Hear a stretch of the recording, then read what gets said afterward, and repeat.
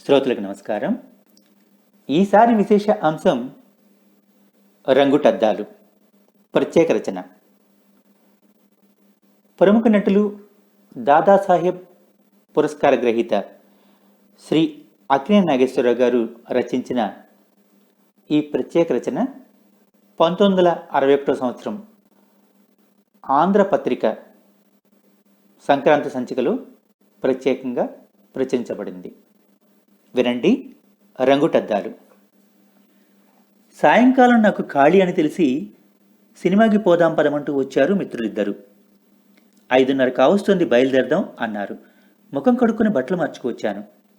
వాళ్ళు కూడా టాయిలెట్ అయ్యారు. వాళ్ళిద్దరూ అన్నదమ్ములే అయినా చాలా చనువుగా కలిసి తిరుగుతారు. సిగరెట్లు కాలుస్తాడు తమ్ముడు అన్న ఎదుటే. ఉండండి, పాపిడి సరిగ్గా కుదిరి చావలేదు అంటూ హాల్లోకి వెళ్ళాడు తమ్ముడు. మేం కుర్చీలో కూలబడ్డాం. తెలుగు సినిమా దుస్థితి గురించి, దాన్ని మరమ్మత్తు చేయడానికి అవసరమైన పరిస్థితుల గురించి, ప్రాబ్లమ్స్కి సొల్యూషన్స్ గురించి లెక్చర్ ఇస్తున్నాడు అన్నగారు. అంతకు మునిపే కొంత అయిందిలేండి. అతను చాలా సీరియస్గా చెప్పేస్తాడు. అర్జెంటుగా 6 monthsలో ఇండస్ట్రీ చేంజ్ అయిపోవాలని. నేను అతని తమ్ముడు అంతా సీరియస్గా విని చివరిన పకాలను నవ్వేస్తాం. బ్రదర్, నువ్వు అనుకున్నంత అర్జెంటుగా ఫిలిం ఇండస్ట్రీయే కాదు, పెసరట్ను కూడా తిరిగేయడం కష్టం అంటాడు తమ్ముడు. ఇది మామూలే. నేను లెక్చర్ వినడం లేదు ఆ వేళ. విన్నా నిజంగా నాకు అది వినపడ్డం లేదు. పరధ్యానం లాంటిది వచ్చింది. ఎదురుగుండా స్తంభం పక్కన ఒక బిస్కెట్ రవ్వతో తిప్పలు పడుతోంది ఒక చీమ. పరిమాణంలో తనకన్నా పెద్దదే అయినా ఉపాయంగా తోసుకొని లాక్కొని తీసుకుపోతోంది. వరండా చివరికి వెళ్ళేసరికి అంతలో గాలి వీచి అంచు మీద నుంచి కింద పడిపోయింది. 1 నిమిషం తర్వాత చీమ మళ్ళీ వచ్చింది. ఇది ఆ చీమేనని ధైర్యంగా చెప్పడానికి ముఖపరిచయం లేదు కానీ అది ఇందాకటి చోటుకే తెలిసినట్టుగా వెళ్ళింది. తునకను పట్టుకొని లాగడం చూసి అనుకున్నాను, తోటి వాళ్ళ కోసం మోసుకుపోతుంది కాబోలు, లేదా దొరకని రోజుల కోసం తీసుకుపోతోందేమో. నేను ఆము అనకపోవడం గమనించి కాబోలు నా మిత్రుడి లెక్చర్ ఆపి, చీమల్ని చూస్తున్నావా ఇదెప్పటి నుంచి అన్నాడు. నేనేం మాట్లాడలేదు, ఏమనాలో తోచక. ఎంత ఆశో, తోసుకుపోతోంది అంటూ, ఎరా నీ పాపిడి ఇంకా కుదరలేదా, తెలుగు సినిమాకి సొల్యూషన్ లాగా అని కేకవేశాడు హాల్లోకి. తెలుగు సినిమా సొల్యూషన్ సంగతి నాకు తెలియదు కానీ నాకు పాపిడి కుదిరింది లేవోయ్ అంటూ వచ్చేశాడు అతని తమ్ముడు. చీమలకి ఆశ చాలా ఎక్కువ అంటున్నాడు మీ అన్నయ్య అన్నాను నేను తలెత్తకుండానే. ఆశ ఏముంటుంది నా తలకాయ, ఇంకో పనేదన్నా ఉంటే కదా వాటికి. అవే మినిస్ట్రీలు పెట్టాలా, పడగొట్టాలా, సినిమా తీయాలా, ఆర్టిస్టుల కోసం పడిగాపులు పడాలా? ఎంతసేపు దొరికిందంతా పోగేసుకు తోసుకుపోవడం, పుట్టల గోడౌన్లో పెట్టేయడం, ఎన్ని లక్షల చీమలు బతకాలో, ఆశ ఏమిటి నా తలకాయ అన్నాడు అతను. కాపాడమేంటి, చాలా దురాశ అన్నాడు అన్న పంతంగా. అతని మాటల్లో అతనికే విశ్వాసం ఉన్నట్టు తోచలేదు. అయినా నాకు ఆశ్చర్యం వేసింది. ఆ చీమ పొట్టకూటికి దొరికింది తీసుకువెళ్తోంది. ఎన్ని లక్షల చీమలు తింటాయో మనకే తెలీదు. మొత్తం మీద సహజమైన ప్రకృతి సిద్ధమైన ఆ కోరిక నా మిత్రుల్లో ఒకరికి సహజమైన ఆశగా కనపడింది. రెండో వారికి మాత్రం దురాశగా, క్షమింపరాని కోరికగా కనపడింది.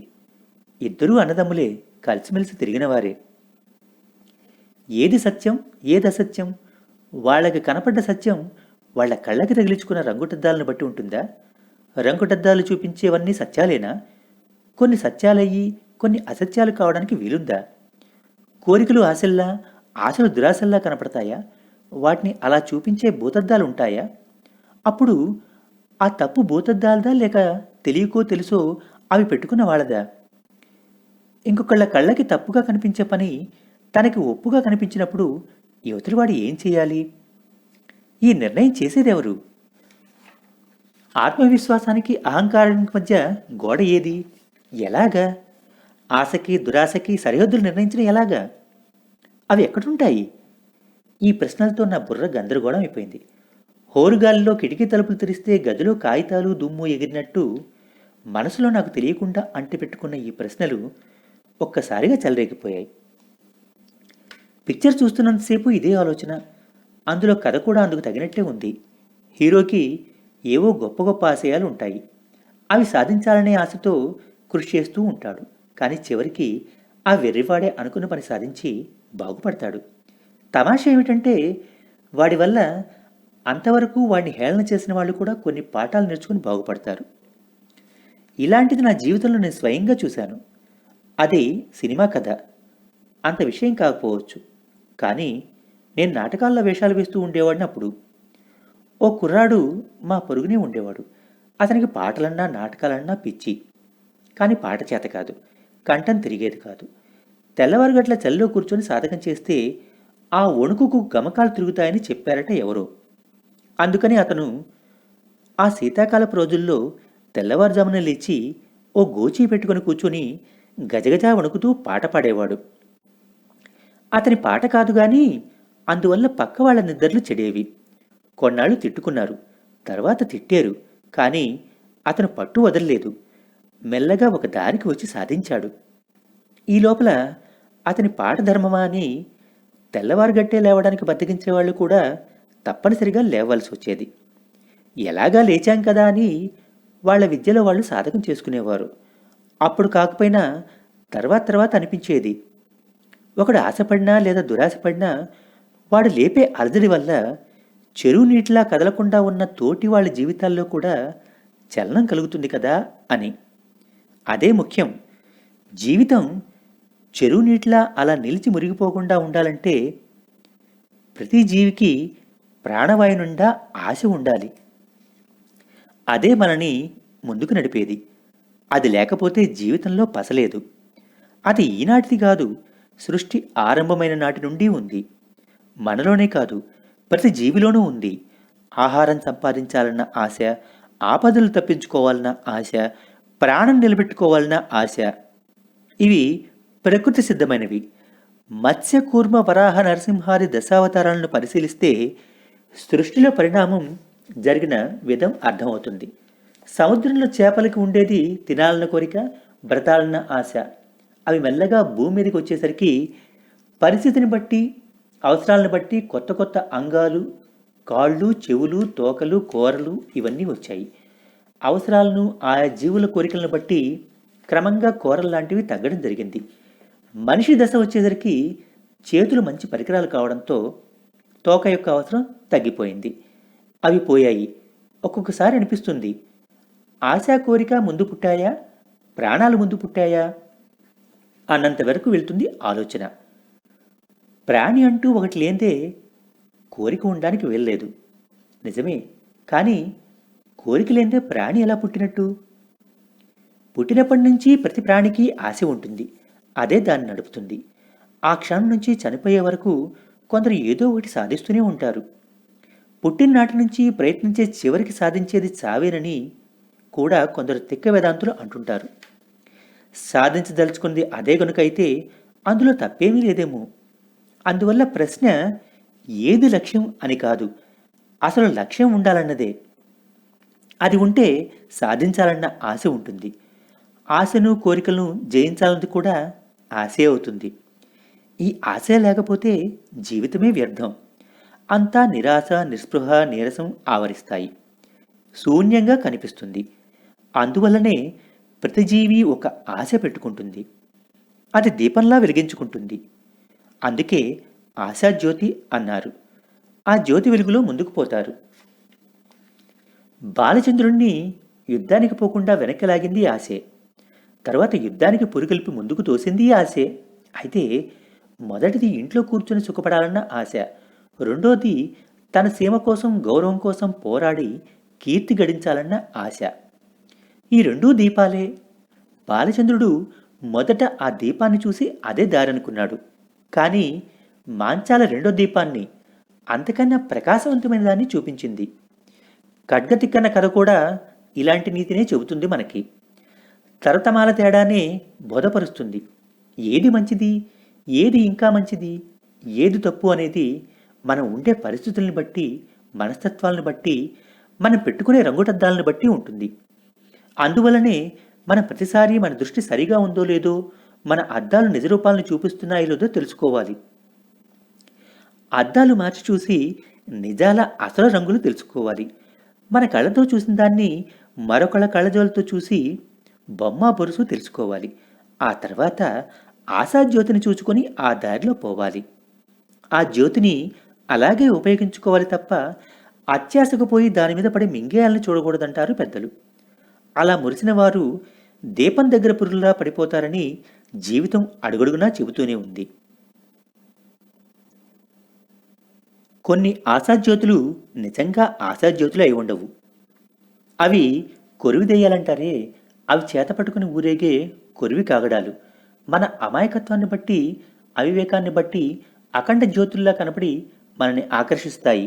ఏ గోతిలోకో నూతిలోకో. ఇక్కడే ఈ సరిహద్దులు నిర్ణయించుకోవడంలోనూ దీనికి అంచనాలు కట్టుకోవడంలోనూ మనం తప్పటడుగు వేస్తాం. కొందరం తెలిసి వేస్తాం, కొందరం తెలియకుండా వేస్తాం. తెలిసి వేసినా తెలియక వేసినా ఫలితానికి జాలి ఉండదు. దీపాన్ని పసిపిల్లాడు ముద్దొచ్చి ముద్దెట్టుకున్నా మూతి కాలకమానదు. ఆశ కూడా అంతే. అగ్ని లాంటిది, అణుశక్తి లాంటిది. దీని మన సుఖానికి, ఆనందానికి, మనతో పాటు లోక కళ్యాణానికి ఉపయోగించుకోవడానికి ఎంత అవకాశం ఉందో, మన నాశనానికి, మనతో పాటు లోక విధ్వంసానికి ప్రయోగించగల ప్రమాదం అంతా ఉంది. అందుకే తెలియక కొందరు దురాశపడి దెబ్బతింటారు. చిన్నప్పుడు విన్నదొకటి గుర్తొస్తుంది. ఒక బీద పిల్లాడు ఆకలితో ఊరంతా తిరిగి తిరిగి ఏమీ దొరక్క చివరకు సత్రంకు వచ్చాడు. అక్కడ ఏడుస్తూ ఒక స్తంభాన్ని కౌగిలించుకొని నిలబడ్డాడు. అంతలో దారిని పోయే ఇంకో కుర్రాడికి ఇది చూసి జాలేసింది. తన ఒళ్ళో మరమరాలున్నాయి. ఇందా అని 2 పట్టిళ్ళు బీద పిల్లాడి దోసెట్లో పోసి వెళ్ళిపోయాడు. పిల్లాడికి చిక్కు వచ్చింది. కంగారులో స్తంభాన్ని కౌగిలించుకొని అలా దోసిలి పట్టాడు. స్తంభం లావుపాటిది. ఇప్పుడు మరమరాలు నోటికందవు. దోసిలి విడదీస్తే 2 గొప్పిళ్ళు చేతికి వస్తాయి. కానీ కొన్ని పడిపోతాయి. పిల్లాడికి ఆకలిగా ఉంది. అన్నీ తినాలనుంది. ఏమీ పాలుపోలేదు. దోసిలి అలాగే పట్టుకుని వాటికేసి ఆశగా చూస్తూ నిలబడ్డాడు. రివ్వున గాలి వీస్తోంది. చూస్తూ ఉండగానే దోసిట్లో మరమరాలు గాలికి ఎగిరి దుమ్ముతో కలిసి కొట్టుకుపోయాయి. ఈ పిల్లవాడిది ఆశ, దురాశ? అది తెలిసి చేసిన తప్ప, తెలియక చేసిందా? వాడు ఉర్ల సొమ్ము కోరలేదు. తన చేతిలో ఉన్నవన్నీ తినాలని మాత్రం అనుకున్నాడు. ఆలోచిస్తే కఠినంగా అనిపించినా దీన్ని దురాశ అనలేమో అనిపిస్తుంది. దీన్నే అలా ఉంటే కుక్క మాంసం ముక్క అనే ఈసప్ కథలో తన ప్రతిబింబం నోట్లో మాంసం మరో కుక్క నోట్లో ఉన్నదనుకొని మొరిగి లాక్కుపోయి ఉన్నది పోగొట్టుకున్న కుక్కని ఏమనాలో? బంగారు గుడ్లన్నీ ఒకేసారి దోచుకొని దాచుకోవాలని బాతును కోసిన వెర్రివాడి ఆశని ఏమనాలో? కొన్ని సందర్భాలు, కొందరి విఫలయత్నాలు చూస్తుంటే గుండె నీరైపోతుంది. కొందరు ఎంత ఆశతో, ఆత్మవిశ్వాసంతో ప్రయత్నించినా ఆ కార్యం నెరవేరదు. ఉట్టి సంబరాల్లో ఉట్టి కొట్టడానికి 10 మంది ఎగిరితే ఒకటికే అంతుంది. 90 ఒళ్ళు హోనం అయి కీళ్లు పట్టేస్తాయి. అంతే. కొందరికి ఫలితాలు దొక్కుతాయి, కొందరికి పర్యవసానాలే మిగులుతాయి. ఈ రెండో రకం వాళ్ళు నిరాశతో కృంగిపోతారు. అదే తగదని పెద్దలు చెబుతారు. జయాపజయాలు, ఫలాఫలాలు మనకి కనపడినవే అయి ఉండాలని లేదు. మనం ఈ రోజున మేలు అనుకున్నది, లాభం అనుకున్నది, సంతోషించినది కీడు అని, నష్టం అని రేపు అనిపిస్తుంది. ఆ ఫలితాలను దూరం నుంచి చూచి నిర్ణయించుకోవాలేమో అనిపిస్తుంది. ఈరోజు కీడు జరగడమే మేలుకు దారితీస్తుందని ఒక్కోసారి అర్థమవుతుంది. అనుభవం మీద నేను ఈ పాఠాలు నేర్చుకున్నాను. జీవితానికి సంబంధించినంత వరకు ఎన్ని దెబ్బలు తిన్నా లొంగకూడదని, అపజయాన్ని అంగీకరించకూడదని నా నమ్మకం. అలా అంగీకరించవలసింది తెలుసో తెలియకో తప్పులు చేసినప్పుడో మనిషి అన్నాక తప్పులు చేయకుండా ఉండలేడు. వెలుగు పక్క నీడ ఎలా ఉంటుందో, ఆశ చాటున అత్యాశ ఎలా ఉంటుందో, న్యాయాన్యాయాలు, ధర్మాధర్మాలు, సత్యాసత్యాలు ఇవన్నీ కలిసిమెలిసి ఉంటాయి. వాటిలో నిజంగా ఉండవలసిన వాటికి, ఉండాలని మనం కోరుకున్న వాటికి ఎప్పుడూ సమరం జరుగుతూనే ఉంటుంది. అదే మన నిత్య జీవన సమరం. పాపమని తెలుసో తెలియకో పాపమే పుణ్యమని భ్రమపడి ఎన్నో తప్పులు చేస్తాం. ఈ పాపపుణ్యాల బ్యాలెన్స్ షీట్ ఎప్పుడో యమధర్మరాజు ఆడిట్ చేస్తాడని, తీర్పులు శిక్షలు వేస్తాడని చెబుతారు. అప్పటి సంగతి ఎలా ఉన్నా ఈ లోపల మనం కూడా స్వయంగా విలువలు కట్టుకొని సరిహద్దులు నిర్ణయించుకోకపోతే జీవితమే నరకమైపోతుంది. తరువాత నరకం సంగతి అలా ఉంచి, ఆశ లేకపోతే, కోరిక లేకపోతే ఈ గొడవలన్నీ రావంటారు కొందరు. అలా ఉండబోయి ప్రయత్నం చేసి దెబ్బతిన్నవారు, అణిగి అణిగి ఉన్న కోరికలు సముద్ర కెరటంలా ఒక్కసారి విజృంభించడంతో ఎగిరిపడి కొట్టుకుపోయిన వారు ఎందరో ఉన్నారని మనకు చరిత్ర చెబుతోంది. ఎన్నో కథలు చెబుతున్నాయి. అసలు అలాంటిది నూటికో కోటికో ఎవరో సాధిస్తారు. అంతా అలా చేయలేరు. అంతకన్నా సవ్యమైన ఆశలు, న్యాయమైన కోరికలు పెంచుకొని వాటి కోసం కృషి చేస్తే మనకి ఆనందం, తృప్తి లభిస్తాయి. కోరికలను చంపడానికి చేసే యుద్ధం కన్నా వాటిని మంచి పద్ధతులకు మళ్లించి మచ్చిక చేసుకొని మనం లొంగదీసుకోవడం మంచిది. అది సులభ సాధ్యం. మధ్య రకంగా చాలా తేలికైన కోరికలు, కొద్దిపాటి ఆశలు పెట్టుకోవచ్చని కొందరంటారు. కొద్దిపాటి ఆశలన్నవి అందరికీ ఒక్క మాదిరిగా ఉండవు. ఆయా మనుషులను బట్టి, వారి శక్తి సామర్థ్యాలను బట్టి ఉంటాయి. ఒకడికి బహుకొద్ది అనేది మరొకడికి కొండంతలా ఉంటుంది. ఉమర్ ఖయాం కోరిక చాలా తేలికైనదంటారు. ఆయనకి రోజుకో రొట్టి ముక్క, సీసాలో కాస్త చుక్క, పక్కనో చక్కని చుక్క ఉంటే చాలట. ఎంతో గడిసైన కోరిక. ఆయనే అన్నాడనుకోండి, ఇంతకన్నా స్వర్గం ఎందుకని. ఎంతో చిన్నదిగా కనపడే గొప్ప కోరిక. నిజమే, స్వర్గం కన్నా ఇది సాధించడమే కష్టం. ఆయనకి వేళకి రొట్టె ముక్క, చుక్క సరఫరా కావాలంటే అవి తయారు కావడానికి ఎన్నో వేల మంది బయట ప్రపంచంలో పనిచేయాలి. వాళ్ళు పనిచేయాలంటే వాళ్ళకి తిండి పంపించేవాళ్ళు, బట్టలు నేసేవాళ్ళు, కుట్టేవాళ్ళు, అవి ఎత్తుకుపోయేవాళ్ళు, పట్టుకు దండించేవాళ్ళు, ఇంతమంది పనిచేయాలి. ఒక్క మనిషి చిన్న కోరిక తీరాలంటే లోకంలో ఏ ఒక్క మనిషి ఒక్కడుగా ఉర్ల సహాయం ప్రమేయం లేకుండా నిలబడలేడు. క్షణం క్షణం పీల్చే ఊపిరిని 300 కోట్ల మందితో కలిసి పంచుకుంటున్నాడు. తిండి అందరితోనూ కలిసి తింటున్నాడు. అలాగే అతను ఏ పని చేసినా దాని ప్రభావం నూతిలో కెరటంలా లోకమంతా ప్రత్యక్షంగానూ పరోక్షంగానూ ఉంటుంది. ఒక్క మనిషి ఆశపడి కీర్తి కోసం చేసిన కృషి వల్ల రైళ్లొచ్చాయి, విమానాలు ఎగురుతున్నాయి, రేడియోలు పాడుతున్నాయి, సినిమాలు ఆడుతున్నాయి, కావ్యాలొచ్చాయి, గానాలొచ్చాయి. అలాగే ఒక్క మనిషి ఆశ వల్ల భయంకర యుద్ధాలు జరుగుతున్నాయి. ఒక్కడి నిర్ణయంతో లక్షలాది జనం మరణించారు, కోట్లాది బాధలు పడ్డారు. ప్రపంచం పెద్దదే గాని అంత చిన్నది అదే. జీవితం విశాలమైనదే గాని అంత ఇరుకైనది అదే. అందువల్ల ఒకరి జోలి జోక్యం సాయం లేకుండా మన మటుకు మనం బ్రతుకుదామనుకోవడం, బ్రతుకుతున్నామనుకోవడం, బ్రతకగలమనుకోవడం అమాయకత్వం, పొరపాటు. మనం అందరి కోసం ఆశపడాలి, అందరి కోసం దురాశ కూడా పడాలి. లక్ష్యం మంచిదైనప్పుడు స్వార్థం ఎప్పుడూ తప్పదు. అది కొంతవరకు అవసరం, అంతే తప్ప అందరం ఆశలు చంపుకొని కూర్చుంటే లోకం స్తంభించిపోతుంది. అందరూ అనుకునే పరమేశ్వరుడంటూ ఒక పెద్ద మనిషి ఉంటే ఆయన లీల కోసం మనల్ని తయారు చేసి ఆడించి వినోదిద్దామని తీరుబడిగా కూర్చున్నాక మనం కోరికలు, ఆశలు చంపేసుకున్నామని చెప్పి జీవన రంగస్థలం మీద మటాలు వేసి కూర్చుంటే ఎంత ఎబ్బెట్టుగా ఉంటుంది. మీరు నాటకానికి వెళ్ళి కూర్చున్నాక నటులు కూడా స్టేజి మీద కుర్చీలు వేసుకొని మీ కేసి చూస్తూ కూర్చుంటే ఏం బాగుంటుంది. జీవన నాటకము అంతే. అది కష్టసుఖాలతో, సుఖదుఖాలతో, ధర్మాధర్మాలతో, క్రమక్రమాలతో, పాపపుణ్యాలతో అలాగే జరగవలసిందే. ఇందులో కుడి ఎడమలు, మంచి చెడ్డలు ఏవి ఏవో చూసుకుని మనకి, తోటి వాళ్ళకి కూడా మంచి చేసే లక్ష్యాల కోసం పాటుపడడం ధర్మం. మన ఆశయం గొప్పదిగా ఉంటే సాధించేది సగమైనా ఉంటుంది. మనము మరి 100 మంది కాకపోతే మనము మరిద్దరైనా బాగుపడడం జరుగుతుంది. అందుకోసం నిత్య సంగ్రామం జరగవలసిందే.